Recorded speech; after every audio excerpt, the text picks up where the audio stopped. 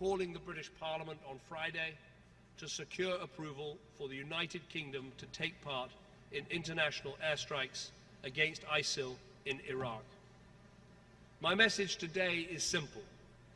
We are facing an evil against which the whole of the world should unite. And as ever, in the cause of freedom, democracy and justice, Britain will play its part. Thank you. And that was David Cameron, Prime Minister of Britain.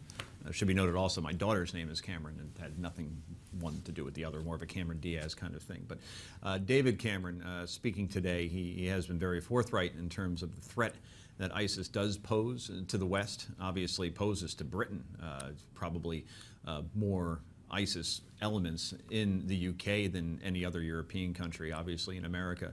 And actually today, Britain says that it arrested 9 in an operation against Islamic terrorism. So the men were between the ages of 22 and 51. They're in custody in stations in central London. 19 properties across the capital and Stoke-on-Trent in central England were being searched. So this thing is certainly starting to ramp up. And as Mr. Cameron just said, Britain will take part with their Air Force in airstrikes as well. That's a very good thing. Quite frankly, I was surprised that Cameron and the Brits weren't on board from the beginning. They certainly joined President Bush back in 2003 in terms of that effort in Iraq. And in fact, they probably were our staunchest ally and have been for a long time, but seemed a little reticent in getting involved with this one, despite Cameron speaking in very, very forthright terms in terms of the ISIS threat. And even we remember back in August, the president was on vacation in Martha's Vineyard.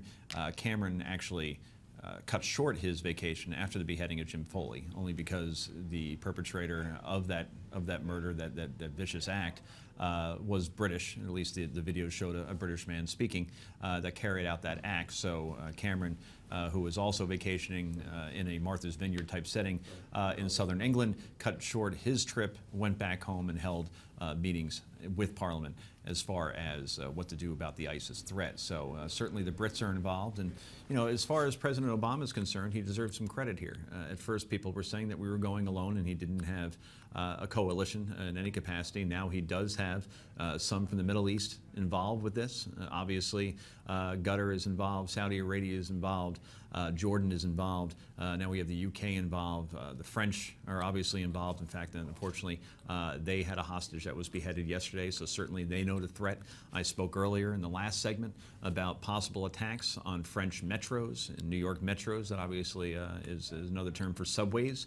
So the French, which also, just like Britain, have a large Muslim community there where plenty of ISIS folks can mix in, and the fact that they're also straight-out Westerners that could be involved with this as well, all very disturbing stuff that I think Americans, I really do get the sense, aren't paying as much attention because it doesn't affect their daily lives. These airstrikes look like they did with Libya, look like they did when we were fighting Iraq and in Afghanistan. No American military personnel have been killed. Obviously, when you're fighting an ISIS threat that doesn't have an air force or any surface-to-air missiles, as far as we can tell, no American casualties. Therefore, the American public is saying, hey, this is great that we're carrying out these strikes. Hey, it's good that we're hitting folks like the Khorasan group, which can be a grave threat from what we're told, a group that we never even heard about, special forces for Al-Qaeda, so to speak. So that's what I'm getting the sense of right now, American apathy when it comes to this particular war. And I think that goes back to the administration. The administration had trouble defining this as a war, you may recall. They were calling it a counterterrorism effort and couldn't quite get around to using the W word, and that came from John Kerry, and that came from Susan Rice. We have some stats up here about the Khorasan group right here. Khorasan, obviously, a historical region of Central and Southern Asia. That's not what's at stake here. They only labeled themselves after that, or at least the name. And again, the name we hadn't heard until a couple of days ago when that bombing did take place. Apparently, we did take out several high-ranking members of that particular group. And as I mentioned, they're a splinter group. They're similar to ISIS. ISIS is obviously very extreme. In fact, many reports say ISIS is too extreme for Al-Qaeda, and that obviously is why we're paying so much attention.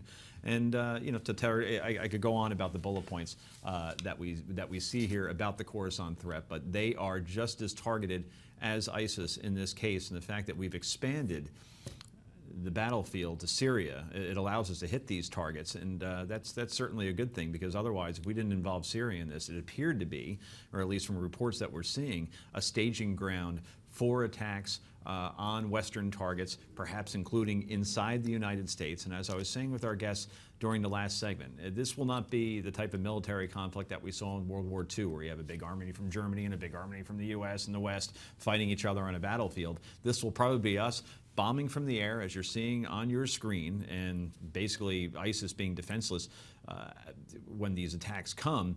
And I think the retaliation, unfortunately, will come in the form of, for instance, we saw in Australia 2 ISIS members were arrested when they had plans. They were actually going to just kidnap 2 people on the street and behead them right there. And I think that's the psychological warfare that they'll be engaging in. Probably more smaller attacks from splinter groups, lone wolves, going after soft targets in the West. I think that's how ISIS retaliates in this particular conflict. Not so much that they're going to be able to get us in the battlefield. For one, we don't really have any boots in the ground outside of advisors. But we did see today that their military can be formidable. A CNN report that I just saw said that 300 Iraqi soldiers were slaughtered right outside of Baghdad. So certainly still a threat there as well. Understand that we do have Tom Rogan. He's a columnist for the UK Daily Telegraph and the National Review. Tom, can you hear me? I can. I apologize for my tardiness. Oh, that's not a problem. Technology doesn't always behave sometime. So we were talking about the Khorasan threat. And I was mentioning how just a couple days ago you could ask 99 out of 100 Americans and they would not know what the Khorasan group is. It sounds like an accounting firm. Tell us a little bit more about them and why they're such a big threat.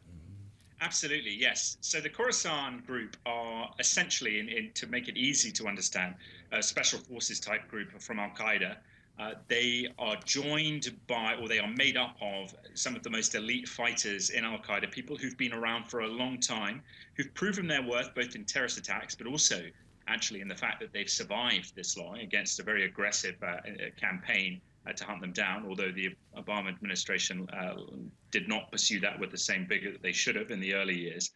But they are very, very technically skilled. They have a deliberate intent to cause what are called spectacular type of attacks.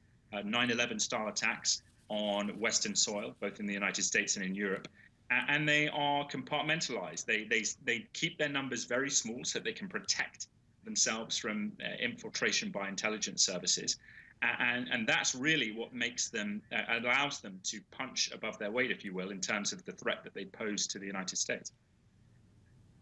Why do you think we haven't heard about them until now? Is it because the Obama administration or the British intelligence, Western intelligence, was tracking them and didn't want them to know that we even knew they existed in the first place? In other words, again, I never heard of them before. They sound very formidable. They sound like ISIS and Al-Qaeda on steroids. It's just, I just find it odd they suddenly came onto the radar the minute we did those airstrikes in Syria starting Monday night. I think the real reason here, part of it is intelligence background, that you don't want them to know what you're doing, that you're monitoring them. But I think the main issue is that the administration, the Obama administration, didn't actually want them to, didn't want to engage in Syria. And so had they made it public that there was this big threat there alongside the Islamic State actively plotting, as we now know, as they're now admitting, it would have put a much more urgent impetus on them to take action earlier than they did. I think it's actually a political level that really is why we haven't heard about it until now, or why the public sphere hadn't known about it until now. Very good. So, Tom, why until now didn't the Brits get